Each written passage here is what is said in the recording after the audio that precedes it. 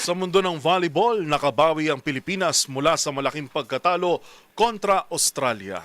Matapos dominahin ang Kyrgyzstan sa 2026 AVC Women's Cup, dahil dito nananatili ang national sa ikalawang pwesto sa pool sa likod ng South Korea, ang kupunang makakaharap nila ngayong araw ng Martes. Ang naging laro tinutukan ni Matchpoint Millie Borja. Nagbalik sa winning track ang Alas Pilipinas Women matapos tambakan ng winless Kyrgyzstan sa 2026 AVC Women's Cup nitong Lunes sa Candon City, Ilocos Sur.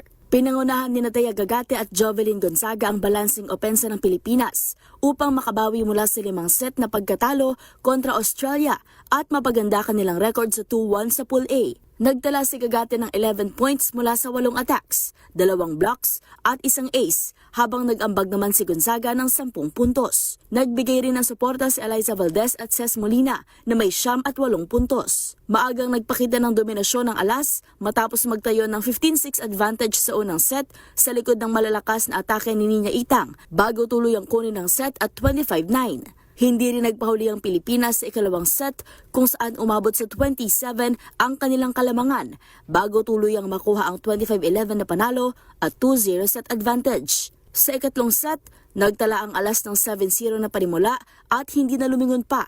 Pinalawak ni Kyle Negrito ang lamang sa pamamagitan ng service ace, habang nagdagdag ng puntos si Eliza Solomon upang ilapit ang kupunan sa tagumpay. Isang attack error mula kay Gulmira Tulenova ng Kyrgyzstan ang nagbigay ng match point sa Pilipinas bago tinapos ni Cla Loresco ang laban sa pamamagitan ng quick attack para sa 25-17 na panalo. Dahil sa tagumpay, nananatili ang Alas Pilipinas sa ikalawang pwesto ng Pool A sa likod ng walang talong South Korea na may 2-0 record. Susunod na harapin ng Pilipinas ang South Korea ngayong araw ng Martes para sa isang mahalagang laban para sa top spot.